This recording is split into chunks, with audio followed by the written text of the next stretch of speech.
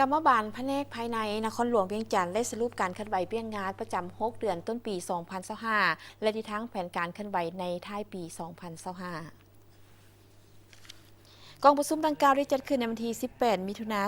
2025อยู่ห้องการแผนกภายในนครหลวงเวียงจันทร์ด้วยการเป็นประธานร่วมของสหายนางสุมาลีธรรมวงศ์หัวหน้าแผนกภายในนครหลวงเวียงจันทร์สหายบุญผลิตโฮมบิไลสุขประธานกรรมบาลภาคฐานแผนกภายในนครหลวงเวียงจันทร์มีบรรดารองประธานและสมาชิกกรรมบาลเข้าร่วมสหายบุญผลิตโฮมบิไลสุขได้กล่าวว่าปัจจุบันกรรมบาลภาคฐานแผนกภายในนครหลวงเวียงจันทร์มีสมาชิกทั้งหมด35 สหายเป็นหญิง13 สหายในนี้ไปศึกษาต่อ2 สหายและยาพันมากรรมบาลแผนกภายในนครหลวงเวียงจันทร์แม้ได้เคลื่อนไหวเป็นปกติโดยเฉพาะด้านการเมืองแนวคิดสมาชิกทุกคนได้มีแนวคิดอุ่นเอียงทุนเทียงดีห่าวหันเฮ็ดเวียกสำเร็จหน้าที่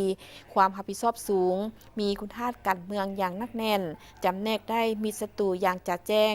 มีความเสื่อมั่นต่อการนำพาของพรรคมีความเป็นเอกภาพและเข้าใจลึกซึ้งต่อแนวทางนโยบายของพรรคและระเบียบของรัฐมีความจงรักภักดีต่อพรรคต่อชาติต่อประชาชนมีความรับผิดชอบสูงและสกัดกั้นปรากฏการณ์ย่อท่อในสังคมสมาชิกทุกสหายได้สุมเหือแหงสติปัญญาความรู้ความสามารถและหัวคิดประดิษฐ์สร้างเขาในเวียกงานการเคลื่อนไหวของตนอย่างมีความรับผิดชอบสูงเวียกงานวิชาเฉพาะได้พร้อมกันจะตั้งปฏิบัติขบวนการแข่งขัน5เป็นเจ้าโดยติดพันกับเวียกงานวิชาเฉพาะของแต่ละแขนงการสร้างให้สมาชิกกรรมบาลมีความตื่นตัวเป็นเจ้าการในการพัฒนาตนเองอย่างรอบด้านและตั้งหน้าปฏิบัติแนวทางนโยบายของพรรคโดยผ่านขบวนการแข่งขัน5เป็นเจ้าของสถานกรรมบาลลาว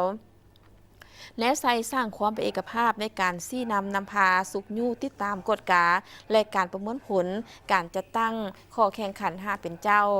ด้านเวียกงานอื่นๆก็ได้เคลื่อนไหวตามพลาบทบาทและความรับผิดชอบของตน